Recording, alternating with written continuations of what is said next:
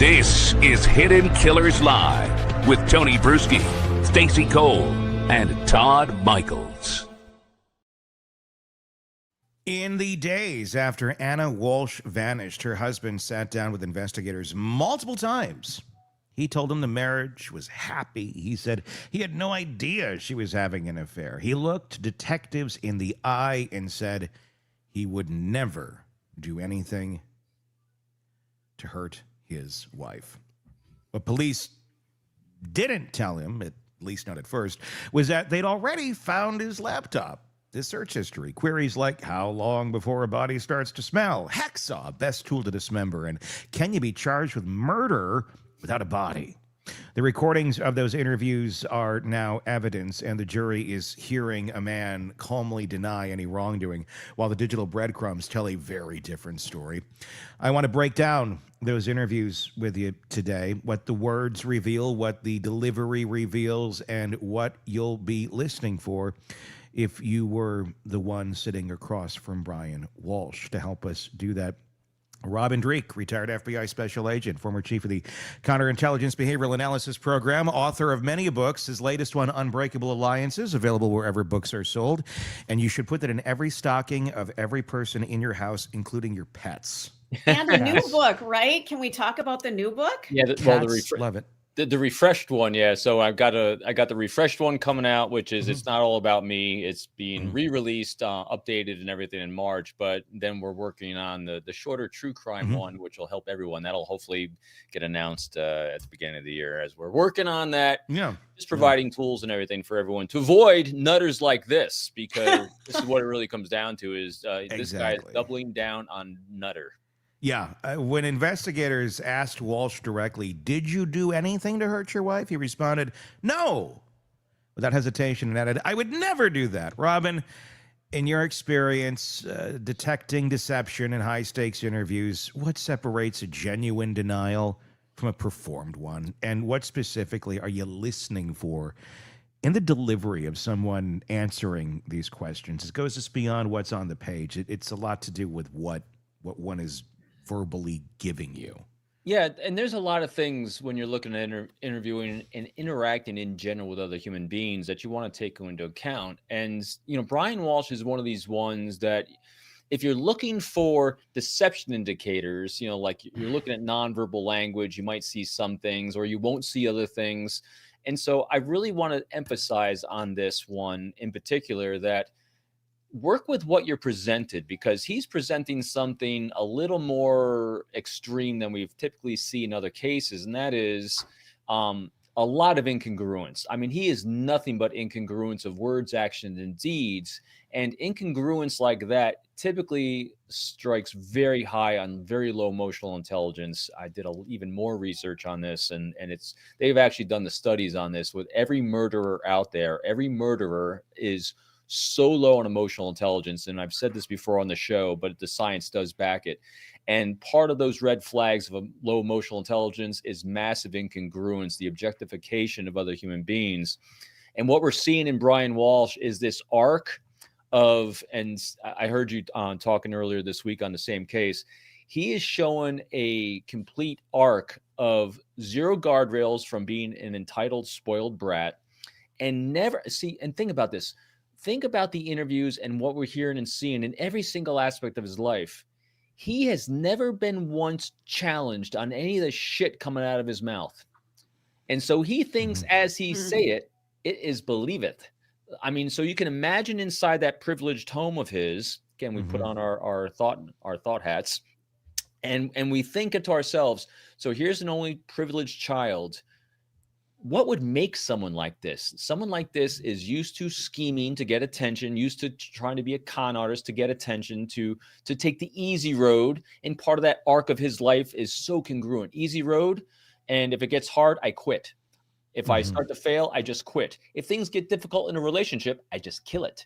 I mean, it's just exactly what's happened in his life. And so if you come up in a house with nothing but behaviors where you can say anything, people either dismiss you, don't care about you, or believe it, you're never challenged. And so you think the rest of the world is going to believe the shit you make up because he's got nothing but reps of that in life. And so this interview, kind of coming back to that, is nothing but him scripting out what he thinks everyone will believe, because he is so used to, I say it and people believe it. And we're seeing it play out. Do you think that maybe, and we don't know what happened before she was killed, allegedly, but do you think maybe she confronted him, that she finally got into his face about everything he had done? Maybe they had too much to drink New Year's Eve and things just got tense and he went, I'm done. That's it. You're out. Maybe. I think there's never, I don't think this is a one instance where he all of a sudden snapped. He doesn't quite strike me as a snapping guy, because I mean, he schemes, and schemers take time to plan and think things out in a very distorted way, because he's got reps of thinking distortedly over his lifetime. I mean, the fraud scheme, the art fraud, all this stuff is not just, it's elements of impulsivity, but impulsivity was some sort of a plan that he didn't think would be challenged. And so I think this is probably much the same thing. I really think if you look at the arc of what he does, is he's a schemer to make cheap money and easy money, and he objectifies everyone and everything without any kind of emotional attachment. She's got a big life insurance policy. He needs money. He doesn't view her as a human being. When I was listening the other day to your show, Tony, I was thinking about, he's really regarding her like a candlestick. It's a nice candlestick that I just want on my table, and I'm going to keep it lit. But all of a sudden, if the candle goes out, if I have to take the energy to change the candlestick, I'll just get a new candlestick. Yeah. Damn. Because when you think about, I heard you talking about Chiffon with this, about what it takes for the type of human being to cut up a body. It's he didn't think of her as a body. It was a candlestick. It was a thing. It was an object that was in the way of him getting the money. I mean, how many times have we seen that play out? It's one of the greatest motivators of this type of low, bottomed out emotional intelligence. And thankfully, most of these really heinous nutters don't watch true crime, because they do everything completely backwards wrong if you don't want to be caught. Yeah, everything's an obstacle in things like this. Yeah. One of the things that really struck me prior to us doing the show today, I was doing a piece on this, of some of the testimony from her ex, and also from some of the people who went back and were able to look at the search history, because if there's anything, this is a case where it's like, this is the encyclopedic example of how how Google will destroy you. Yes. After your crimes and before your crimes and before the crime. Yeah. What do you make of this? Because I had just read this morning. I don't know if anybody else is aware of this part yet. He searched on Christmas. Now, keep in mind, Anna dies New Year's Day. Yeah. So a week before Christmas, he's searching for Anna Walshe body found. Dead. Is it Anna Walshe dead? It's I something. think it was dead. Yeah. I got to look back for the exact, but it's Anna Walshe dead, I believe. And who the fuck is searching? She's alive. He knows she's alive. Why would you be searching for this term? That's his wife. Of his wife. It's just like, well, you like see there's other Anna Walshes out there that are dead, so you know what your competition is on Google once this story starts tracking. I mean, there's still a week before she's actually dead. That was just bizarre to me, to be searching for the very thing that's about to happen a week later. Every time you think of it being bizarre, just substitute that word for complete moron. Yeah. This guy is, again, all these people are complete illiterate morons. And I say illiterate here too, because this shows such a lack of curiosity about anything in life whatsoever. So because of all his behaviors indicate not just what his intentions were, but also what his thought process is and isn't. He is not a curious person.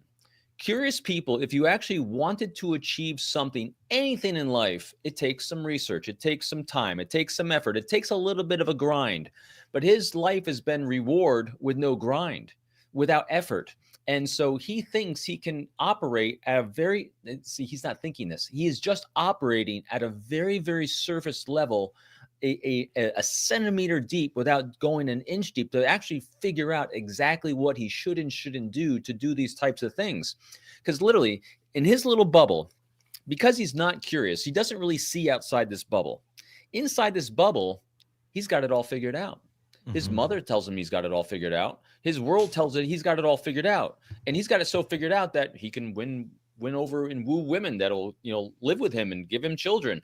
So in his own little distorted world, if I think it must be true. And so that's exactly what we're seeing manifest. I mean, it's his life reps. He was getting this is in no way like victim blaming here, but the fact that Anna Walshe was with him still after 3 children, after all these years of marriage, it just continued to validate his madness, it seems, because you have this competent woman, this successful woman who has her shit together, who's doing her own thing in life and clearly pretty much fed up with what he is. But for all those years, she stayed with him. For whatever reason that may be, for the kids, who the hell knows? But, people will have their certain reasons. But the fact that she was there and she was a competent, smart, successful, attractive woman, that I'm sure just validated to him that what he's on the right track in his mind, because he's got her. I mean, if she wasn't there, well, then, she's a marker that things are on the right path for him. Yeah, well, she's a shiny object in his life that validates, his sense of self, because that's all it is. And when it comes to her, I did a little bit more research on her too, because, to understand her behavior, you have to understand her life, her background as an immigrant, coming from an immigrant family, because this gives a whole different context. As a lot of people are asking what would cause her or inspire her to stay with him. There's a good potential for cultural norms in here as well. Conservative family, conservative background. This is typically what a strong female does. Then you throw immigrant on top of there, which is generally extremely hardworking, diligent, just really focused on family and tradition. And so when you kind of take that optic, you can kind of understand the behaviors, because that is the optic and behavior from what that family expects her to do. And so she's fulfilling the expectation of family, if that's an influence in her life. Again, pure conjecture, but I've seen it before with other families. When you work counterintelligence, you work all over the world. And so you see this kind of thing play out, where it makes sense if you understand her cultural and familial background about what action she would take and why she would stay with such a lunatic. Because in her mind, what she's searching for early on, most likely, don't know because we don't know, is that she's looking for a stable provider with some fame and notoriety or something, and he comes from, a family that has this outward appearance, because remember, everything's always about appearances with these people. That gives us an appearance of being able to be that stable provider. And when you're new to a country, boof, it overwhelms you and you think it's all good. And then, surprise, you get Brian Walshe. I mean, is it just me, or do other people have a visceral reaction when you see Brian Walshe? I mean, not to profile somebody, but he just looks like a con artist. You see this guy, he looks slimy. He looks like someone who's, when you see him on video, his eyes are always moving around. He's always watching the room. It's like a nervous animal. It's like he's looking for the next most important person in the room to deal with. It's a weird vibe that I get off of this guy. I don't really think he's had a lot of really good, healthy relationships. And so he's trying to understand so people like him are trying to understand what the world wants him to be. Yeah. So he can try to be that thing to get over what he needs to get over on. I mean, that's exactly it. He doesn't know what to be as a human being. He's devoid of really healthy social interactions and a sense of self, because no one, until the art fraud thing, and who knows how much that actually humbled him, he's really never been humbled in his entire life. And humility and humbling moments allow us to grow because they give us a great rep. It gives us some experience. And because when people have become so sheltered and so coddled at such an early age for so many years, and never challenged on their thoughts, beliefs, or behaviors, you just fall into the cycle of self. This is how narcissism is created, because you get this overinflated sense of self, not necessarily because of genetics or biology, just because it becomes this learned behavior because of what you grew up in. And I really think that's what played out here. So when we go back to the interview stuff, we're seeing exactly that. He scripted out at a very, very surface level from watching Starsky and Hutch or something about what he thinks he should say. Yeah. Or I know we're doing all our nostalgic stuff. Or what Adam 12? There's a flashback. Or Golden Palace, the one season. T.J. Hooker, there's another one. Yeah, right? Exactly. Walsh, Jake and the Fat Man. Walsh told, I was actually in an elevator with the Fat Man once in Chicago. Oh, really? Yes, I was. I didn't even know I was a child. My dad's like, you know who that was? Like, no, I don't. That was the Fat Man from Jake and the Fat Man. Oh, great, Dad. Thanks. Okay, thanks, Dad. That's Then I had Chicago-style pizza for the first time, and it was an amazing day. Anyway, Walsh told police his marriage was happy. He had no knowledge of Annie affair. We know that Anna had been in a months-long relationship with another man, traveling internationally with him, attending events together. Is it plausible that a husband wouldn't notice any of this, that he didn't notice any of this? Or does that claim itself kind of become more of a data point in assessing his credibility in all this? You know, Stacey, I hear you, and I agree that typically I would agree that it's no way he wouldn't know, but I think he's an idiot. I think that's what I'm wondering. I think it's completely plausible. He's got no idea. He is incompetent at life. Mm-hmm. And so when you become incompetent at being a human being, the most obvious things slide by you. And also, so part of this image that he's trying to, he's a life arc and reps of pretend. He lives in pretend world. Mm-hmm. And in his pretend world, the marriage is good. Even if, I mean, you could, I guarantee this, you can imagine him there hacking up his wife as an interviewer saying, as he's doing, as literally, I mean, I know it's a gruesome thing, but think about it. He'd be doing this, and an interviewer could be standing there, a cop saying, do you have a good marriage? Oh yeah, my marriage is fantastic. You can see it because that's the distorted world he lives in. Because remember, he's just taking care of a bad candlestick. Yeah.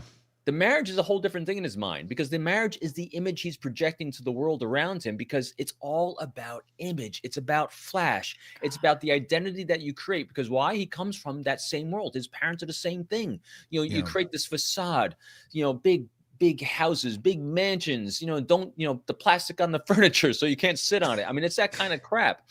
And so when you're exposed only to that, this is what happens. Yeah. I'm not saying all people that grow up that way have this, but this is what happens in this instance. Can you still buy the plastic for the furniture? Does that still a thing? You can actually. I saw it on Amazon. I didn't know that was still a thing. People would actually do. Some of the worst experiences from childhood during the summer, getting up from those couches at grandma's house. Like you left half your leg on the couch. It was excruciating. I can just feel it when I'm thinking about it. Yeah. And the last comment, and who said that comment that you posted up there? Which one? Was it Brianna? Yeah. So I love doing these thought experiments on things like this to try to understand the mind, to try to see what nooks and crannies are filled out here on it. And when I'm thinking about him, so think about this. If he had known or had not known about the affair that his wife was having, would it really have changed the outcome? No. He's going to do it no matter what. So that's why his knowledge of it, I really don't think it mattered to him, because and why I say that, if he can be so callous to cut up her body and have zero effect from both that as well as during the interview when talking about her, that was done. Who even knows if he had real emotion towards her regardless at any point? And so, I mean, I don't think, because think about this. If there was a real relationship there, that from his point of view, I'm not saying that from the wife's point of view, we don't know that, but because she did say great things about him. Yeah. But from his point of view, even so, if he had then had knowledge of the cheating on him, he would be devastated that she cheated on him. And maybe that's where this all came to a head, because a lot of these searches seem to be happening like on Christmas. When she was coming back late, and suddenly, a week later, she's dead. Even though this affair had been going on for months, it was fairly out there in the open. I think anybody that is paying attention to their life would have figured this out. Not just suddenly on Christmas, you're having this revelation. It when you're looking at it, hindsight, it seems like he maybe came to this revelation pretty quick. And then it was a very quick reaction of just destroy it, get rid of it, get rid of her. And it wasn't super thought out, or it was premeditated, it looks like, to a certain extent, but not for very long. Not like this was like, oh, she's cheating for months on end. You know, it seems like he gets the information and within a week he has his sloppy solution, basically. I don't think you would have gotten any better a solution. I mean, that's the max of his thinking capacity. I think you really saw him maxed out. That's how, because you think about the art fraud aspect of things. Again, it's an art. I mean, every scheme, he's a schemer. He just not a real. He doesn't do anything in life. He's complete. I mean, he reminds me so much of the Valos. It's unbelievable in this aspect of he's got zero ability to actually function in life and provide for himself. And so when people have that, you have that victim mentality, you have low EQ, you just go into the scheming mode and you think you can scheme people out of things. And when the scheme ran out of his wife, his candlestick, he's like, well, we'll just get rid of that one. I'm good enough. I'll get another one. No one will even notice she's gone. And he follows the schemer script so well. When he was confronted about the disturbing searches found on his son's iPad, his response to investigators is, I don't use that iPad. That's really weird. The that's really weird part is what gets me. I mean, that phrasing itself. Gosh, how could that happen? It sounds like I'm having an argument with like my teenage daughter or something. Like, that's really weird. Like, it's just such a surface level, like, stupid response when you don't know what else to say and you're getting caught in something. And he's talking with the police about chopping up his wife. That's weird that this is on my son's iPad. Wasn't it Siobhan who mentioned, the kid with the crumbs around his face going, I didn't eat the cookies. Yep. Same thing. Yeah. It's just so. I hate laughing at these things, but these people are so ludicrous. They're literally, watching TV. They create better characters than some of these morons create for themselves, because it's just he is so obvious. He is so over the top. And I know everyone keeps trying to wrap these complexities around these things, thinking they must be some sort of mastermind to get away with these things. No. He's a complete moron. He's just an idiot with low EQ, and he's a combination. So we've seen some of these people that have some moderate IQs with zero EQ. No, he's bottomed out on both. He's a complete idiot in all aspects of his life. I mean, he has. On the surface, the Walshes look like a successful couple. 3 young kids, a house in upscale Cohasset, a D.C. townhome on the side, and Anna climbing the ranks in commercial real estate. But underneath, the fractures were deep. Anna was months into an affair with a Washington real estate broker. Brian was under federal home confinement for art fraud, stuck as the primary caregiver while his wife built a separate life 400 miles away. She was the breadwinner. He couldn't leave Massachusetts. The prosecution says he discovered the affair and killed her for it. The defense says he didn't even know about the relationship and had no motive.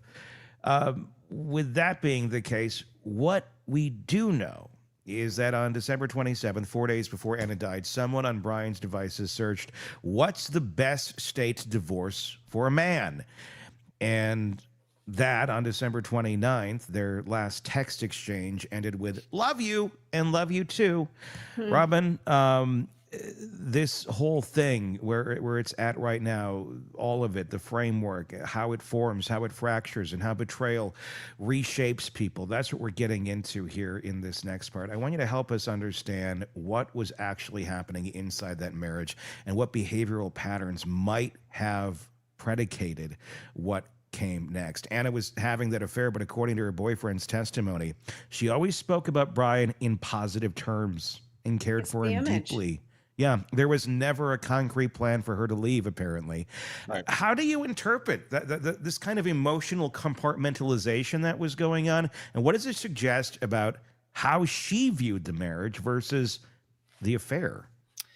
So that's why I did some research on her and her background and the cultural aspects of it that might be at play here. So I think she potentially saw this as her obligation as a mother, as a wife, doing these, being committed and compartmentalizing the fact that, all right, I'm not getting my needs met here, so I'll get my other needs met with this other guy over here.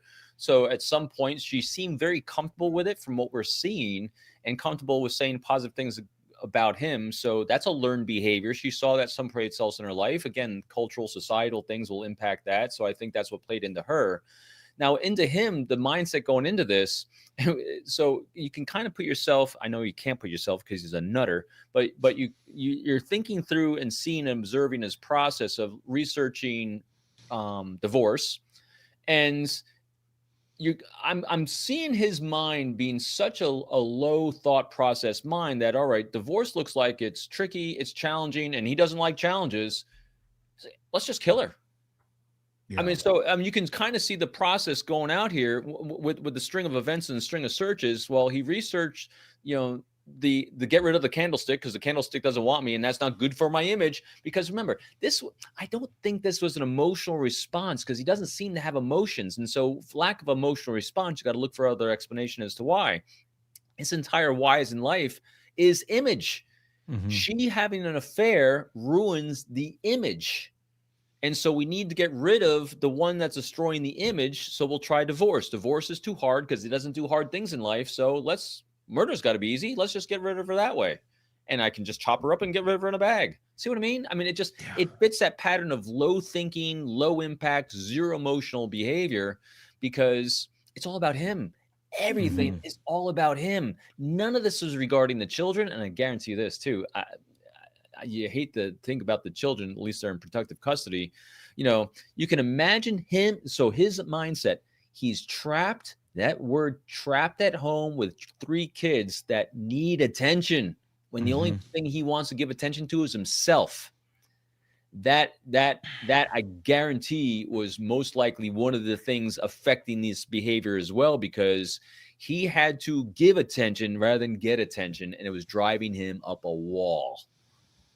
Yeah, I mean, and his threshold for embarrassment is already been broken into pretty good. Yeah, and it's 0, but he's already been exposed for the art fraud. So that's his world of being this collector dealer is already like in shambles. So all he kind of has left is this image of he's this family man and this wife, but now that's going to go away too, and.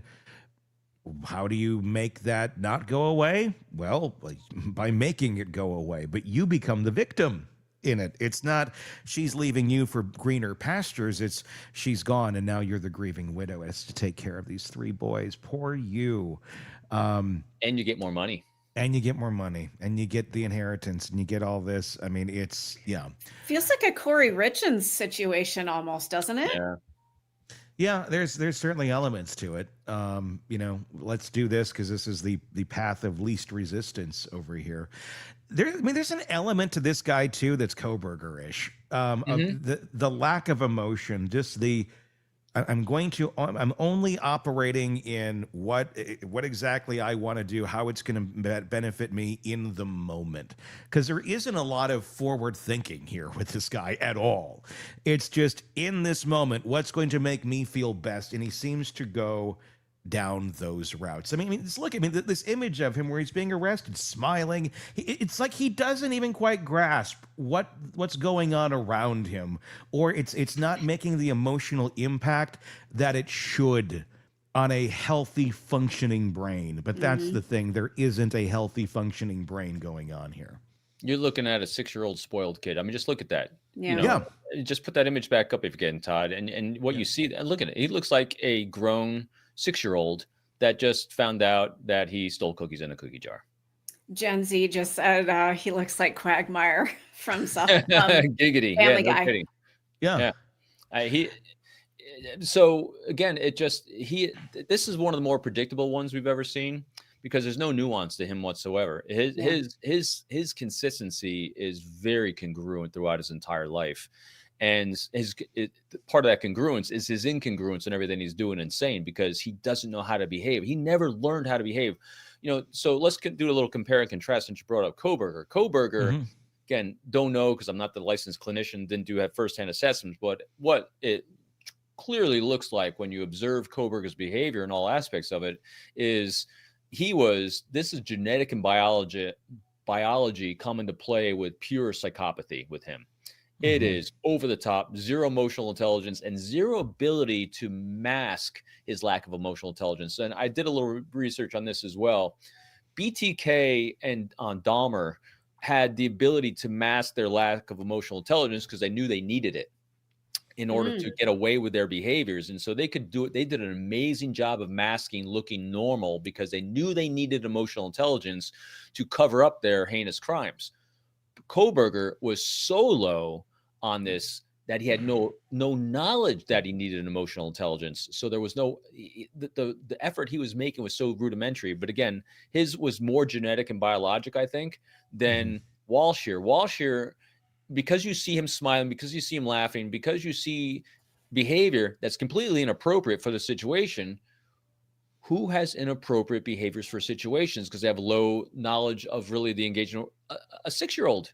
Yeah. Yeah. So you're seeing a 6-year-old play out. So that's when his emotional, again, I can't claim to be a clinician on this one, but you're seeing a lack of emotional intelligence appropriate for his age level and maturity level of where it should be. And his problem solving skills are at 0. So he was never exposed to how to function as a human being. And this is the result you get. And his problem, I mean, you see him working this problem. It's like, all right, I can try to divorce my wife. That takes effort. I don't have effort, and it's going to take money. I need money, and she's tarnishing my look and appearance. Well, look, oh my God, that's right. She's got all this life insurance. I'll just kill her. That's so much easier. I'll just kill her. Everyone will believe me.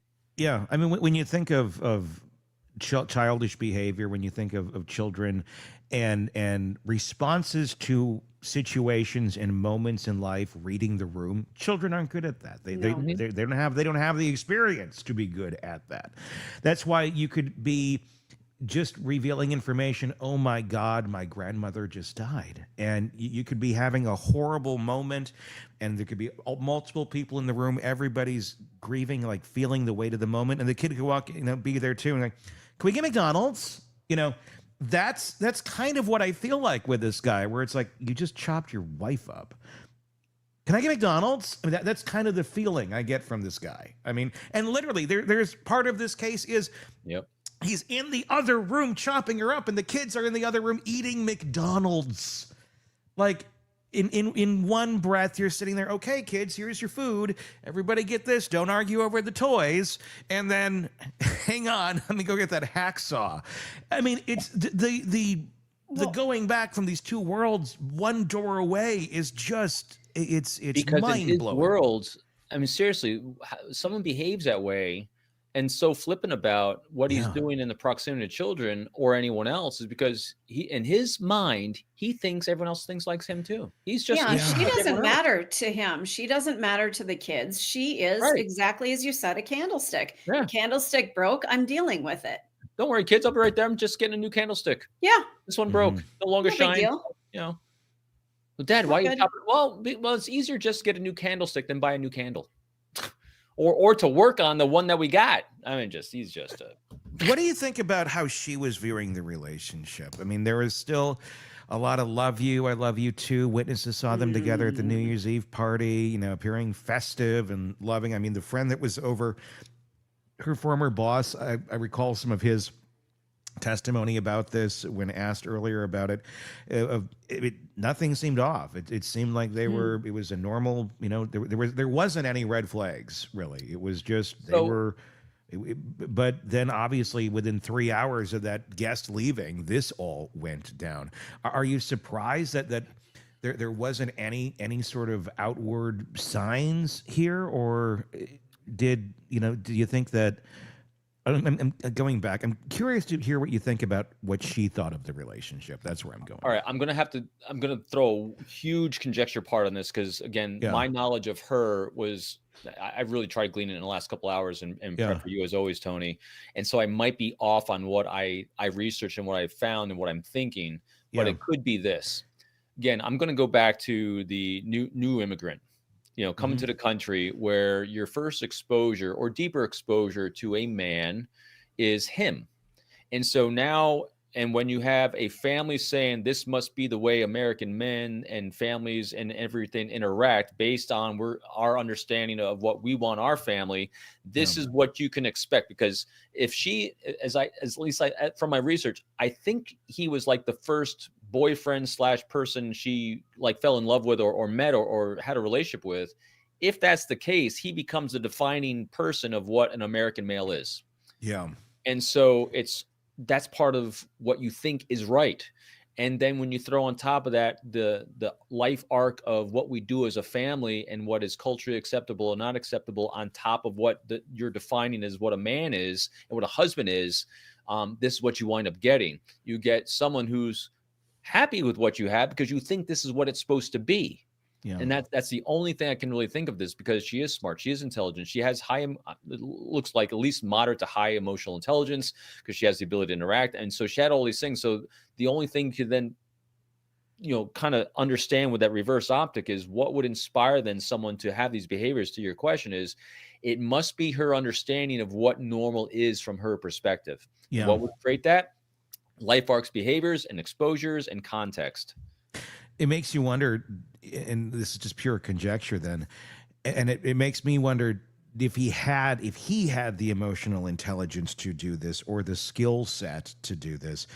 It makes me wonder, did he prey on her when he met her? Did he realize this is someone who is coming from a different country? This is just pure conjecture. This is someone coming from a different country who doesn't know our societal norms, who, she's young, she's looking for, a relationship, for love. She wants to start a family, do her own, do this thing. And he sees her as an easy target that he can make think that he's normal, that his behavior is okay and acceptable. But I don't even know if he has the capacity to think that far ahead, or if that's just kind of how all the blocks worked that worked their way out, and it turned into this. I don't know that there was a lot of plotting involved, or it was just the pathology involved. I think you hit it right on the head. I think he views everyone as prey. He preys on everyone. He tries to take advantage of everyone, because that's his life arc. That's his reps.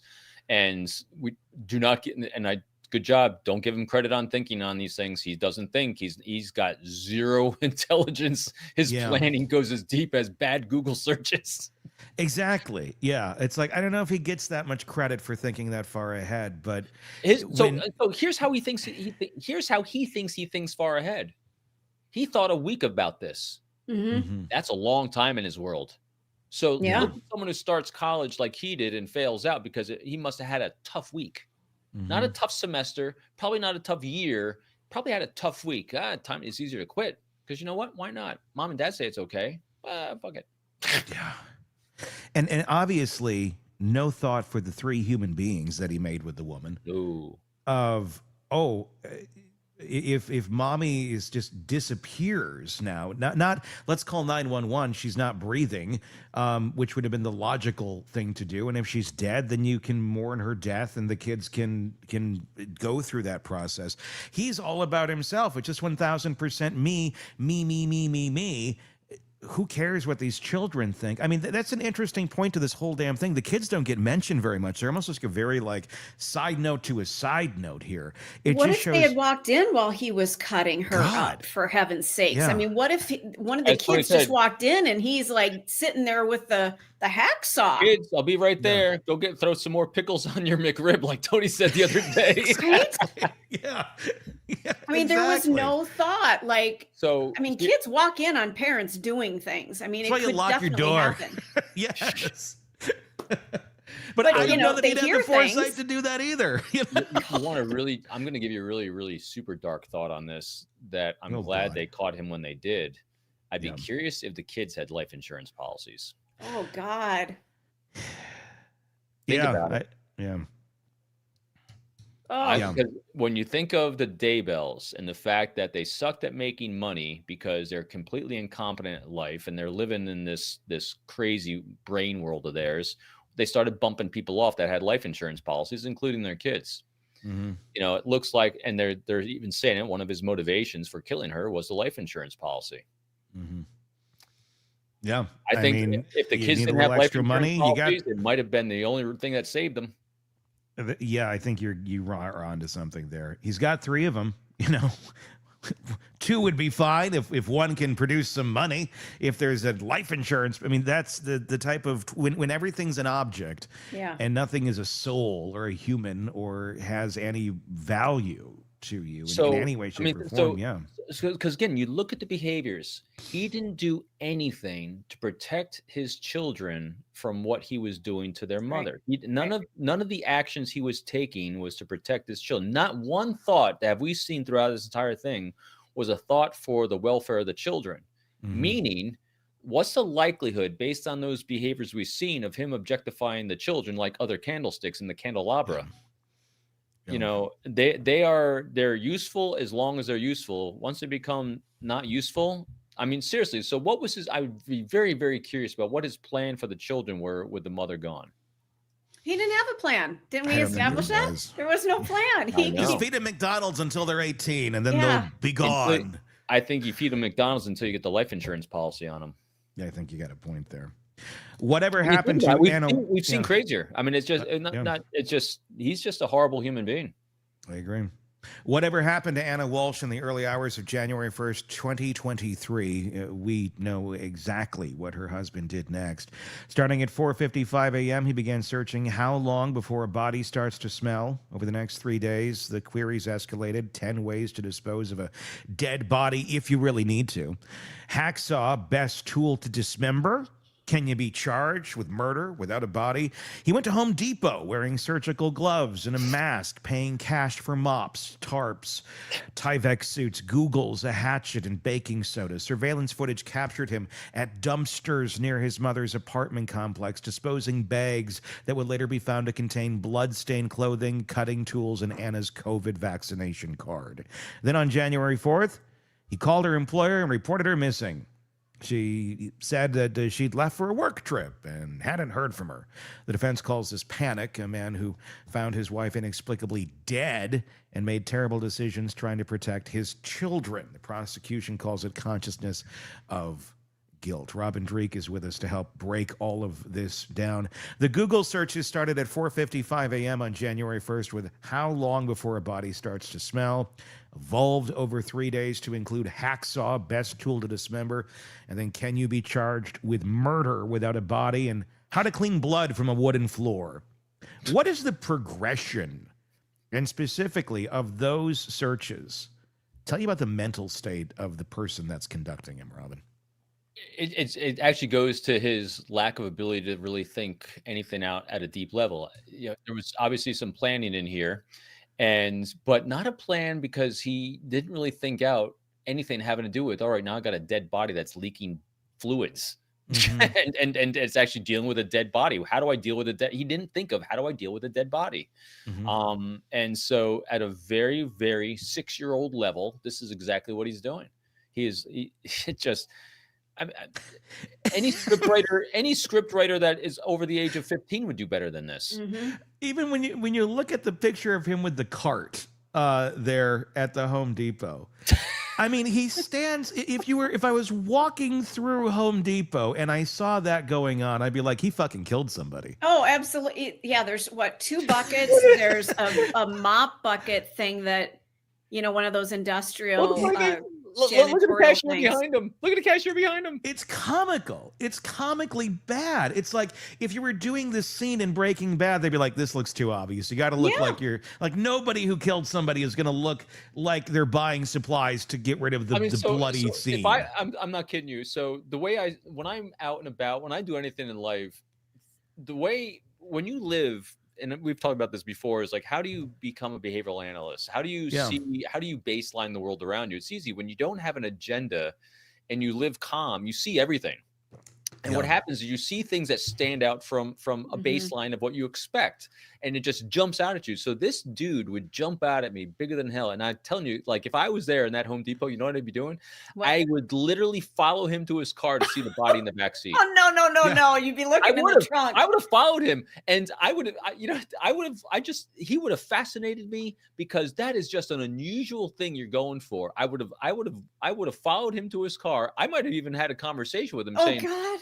I would have said, so hey, so what's the plan with all this? Seriously, that is a great question. What's the plan with all this? It makes me wonder, like, did the cashier say anything, or did he go to self-checkout? Because it seems like something someone would say, too. No, he'd have someone check him out. So I would be joking. It'd be like, are you burying a body? Just jokingly. and then see what the reaction No, is. that I've done that. I've been like at Sam's Club and somebody's got just a ton of like cheesy poofs or something in their cart. And I'm like, oh, you having a party? I mean, I will strike up that conversation Yeah. with somebody. See, but- Like, but- what are you doing with all of that? They're like, no, I have a problem. Right. But the key here is don't give him. So when you ask a specific question, is this for this? Is this for this? What you're doing is you're giving him an out that he can then follow. That's why you say, what's the plan with this?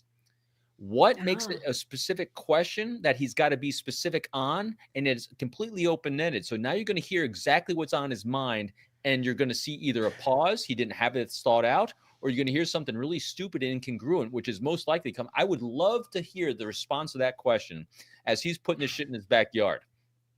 I'm in the back of his car, because I mean, I'm telling you, that's exactly what I would have, and my wife would have been mortified because I've done this. You know, when something stands out that obvious like this, it begs engagement, because you're How like, many times do you what is think this? you've come across somebody up to no good in the Home Depot parking lot? I mean, do you carry? Are you safe? You know, I used to do, you know, being retired, I can carry all the time anywhere. I keep my I have to qualify once a year. I always have my retired creds with me. I have all my stuff to be. I just never do. Yeah. You know, because what happens is, first of all, it's a pain, and also when you become really observant of the world around you, you know, it's easy to avoid crazy when you just see it. Just because it's very, very rare, and this is now I'm gonna do my knock on wood, that I'm really shocked or surprised by something. And also, you know, I don't give off a victim vibe because I'm very observant anyway. And that's part of what makes me feel fine. I used to, because I used to be paranoid, and also it was an ego thing. You know, FBI guys, oh, carry my gun, be an FBI guy. I'm over that crap. Yeah. But I just don't. The defense argument is essentially, and I was shocked to hear that this is going to be their argument, and I'm curious to get your take on all this. Obviously, he has admitted to the fact that he disposed of the body. He's admitted to the fact that he lied to police, but he didn't kill her. I mean, this is how they're walking into the trial, right? And the reasoning. I mean, I'm like, well, what on earth are they going to say? I'm thinking they're going to go down the accident route. I'm thinking, you know, they're going to say, you know, she tripped, it's the staircase or whatever, something happened that he panicked, and then this is how it went. I didn't expect them to come up with the stupidest explanation that she just suddenly died from a syndrome that doesn't exist, that can't be proven, and nobody's ever heard of. I mean, it's just like, that's her story. It's not some sort of accident, or like, you're going with this. You're going with sudden, basically adult SIDS, if you will, and expecting the world to believe it. It doesn't seem like something the attorney would have come up with. This totally seems like something that Brian came up with, and it follows the path. It totally tracks, because again, it's if I say this out loud, it seems like it makes sense to me. Well, would it make sense to you? I mean, do you think that this was any sort of, you know, mental gymnastics by the attorneys going, here's our story? Or is this our client is demanding we say this, and we have no choice? This is what the 6-year-old came up with. Yes. Yeah. So anytime you can, like, you know, boil things down to understand a human being at a really simple level, everything falls into place. Think of him as a stupid 6-year-old. It all falls into place. There you go. He's a spoiled 6-year-old. That's it. He's a spoiled 6-year-old that broke a really bad rule in a house where he killed someone, and this is how he's trying to get away with it. This is literally how a 6-year-old tries to get away with something that they did really bad. And because that's exactly what he's doing. It's not just it's not to discredit 6-year-olds at all. There's 99% of 6-year-olds out there, or 99.999, are amazing human beings that wouldn't do something like this. But this is a very broken 6-year-old. That's a better way to put it. This is a very broken, unhealthy 6-year-old in a very unhealthy environment that allowed him to be this spoiled brat without guardrails. And this is what happens. I mean, and to think that anyone is going to believe your story. I mean, especially with a track record of lying about everything. I've lied about everything. I've admitted I've lied about everything. But now I want you to believe this other tall tale over here. Mhm. I mean, it's just stunning. I mean, and what's stunning to me about it is, I mean, I know it's how our system works. We have, everybody's innocent until proven guilty. He deserves a trial and all that. What's stunning is just the grown-ups in the room, the people who aren't idiots. We all have to be at the mercy of this person. They have to provide him with a trial. People have to take time off of work to go be a jury. I mean, just the effort, the manpower, all of this, just because this man's brain, and he knows what he did, can't admit to it. And he'd rather, I mean, he's still a puppeteer. He's still puppeteering everybody, and he's probably loving it. Like, look at all the power I have. And it's the last bit of power he's ever gonna have, too. He thinks he's winning. It's just, like, who's crazier at some point? Our system for entertaining these people's bullshit or these people with their bullshit, It's one of many. His just got highlighted. This happens more. I mean, sure. When you look at the numbers of cases that are covered every day across the country, this is one of many. Yeah. And so, it's the way the system works, because in order to have systems and have faith in those systems, you have to let these things play out. But, all I can say is I don't know them. I haven't followed them, but God bless the defense attorneys that allowed him to say stupid shit so it can go away to jail. I mean, it's kind of like the ones with Lori Daybell. They said, all right, start speaking. It's all you, man. Yep. Have fun. This will work out well. I get paid either way. You do your thing. This is just most. Stacey, do we have anything over in the comments? Oh, our comments. You guys have just been awesome today. I'm having a hard time keeping up. Yeah, we do. So Miranda for Life says he seems low functioning but manipulative at the same time. I think those two can be true at the same time, don't you think? Yeah. Oh, totally. Yeah. I mean, it's the high functioning ones that are scary. Yes. Because they're able to get away with shit. Yeah. High functioning manipulators get away with it more often. I don't think he gets away with anything from anyone. No. The other thing. Oh, go ahead, Tony. I don't think he could steal a Happy Meal toy from his kids. Like, it's, yeah. Somebody's having McDonald's for lunch, I think. Gen Z says he was her hero in the beginning, and then as they got further into the marriage, his true colors came out.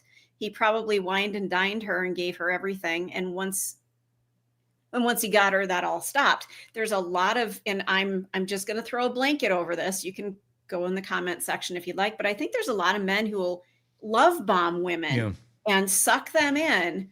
And then once they're in, the women are like, holy shit, what reality sucks here. I didn't see this coming. I mean, it works some of us have been there. Yeah. I mean, in narcissists, that's just part of the playbook. Male, female. Yeah. They all follow this book. I mean, he's following the playbook. It's the love bombing at first. Everything looks fine and lovely. And especially they're going after someone. She probably, was a very caring, loving, fixer type person soul that saw this guy and it scratched an itch at that moment in time, and it probably also spoke to her humanity and this loving guy, and he's got his quirks, but he loves me, and I'm sure there was tons of reasoning that made sense at that moment in time. An empath. She saw something in him that needed caring. Well, and when you enter a relationship with positive confirmation bias, like you want something to happen, you're only going to see the positives that you want to see. So I actually prepared this for you all today for our audience. I put together a list of red flags for people with low emotional intelligence, specifically to this, that just look for this leakage in people before you engage and have anything more than a transactional relationship with them. And this is 1, chronic mismatch between words, actions, and deeds. 0 ability to reciprocate, empathy statements that sound memorized or generic, blaming tone when things go wrong, always a victim mentality, complete inability to read the room, self-pity, rigid scripting under stress, very poor impulse control, even in small moments, rational relationships are always transactional, and fake tears or rage on a dime. So just a few of the red flags that you would see in someone like this. And as I do everything in life, if you see 1 or 2 red flags take a huge pause. And this is where we engage our loving critics in life. Mm-hmm. And because we have our own positive confirmation bias, we want something to go well. We want to have a great, healthy, strong relationship because it's going to affect the other people in our lives and our own lives. This is where you then share with full clarity and honesty and openness with someone else in your life that is more objective, that cares deeply for you, but not that outcome. Say, here's what's going on. What do you think? Mm-hmm. And if you trust this loving critic, you got to listen to those words when they say, get out of that. It's a nightmare. And then if you start saying things like, but, or he is, or she is, no, if you start rationalizing away the behaviors that your loving critic is saying, you're off. Don't do it. Yeah. Good advice to live by. Yes.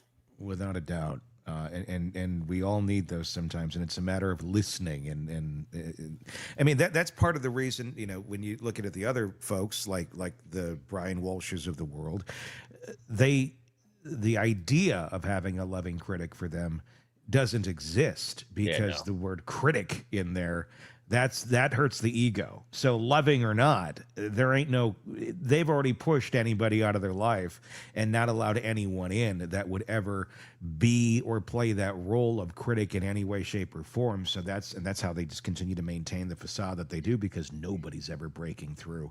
And the empathic person is already so deep in, they can't see, the forest before the trees before the forest. And it's easy to see that she could get drawn in, again, pure conjecture, by the broken toy that she wants to fix a little 6-year-old. Yep. Yeah. It's a crazy case. One, so many red flags with it, but it's messed up. Robin Dreeke, retired FBI special agent, former chief of the Counterintelligence Behavioral Analysis Program. This book, Unbreakable Alliances, available right now wherever books are sold, along with all of your other ones too, which are very good. The Code of Trust. But wait, there's more. Sizing people up. That's what I got right here right now. I know there's the other ones over there, but there's some options for you. Go check it out. All right, until next time, for Robin, for Stacy, for Todd, I'm Tony Bruschi. We will talk again real soon. Want more on this case and others? Then press subscribe now and don't miss a moment of true crime coverage from Tony Bruschi and the Hidden Killers podcast.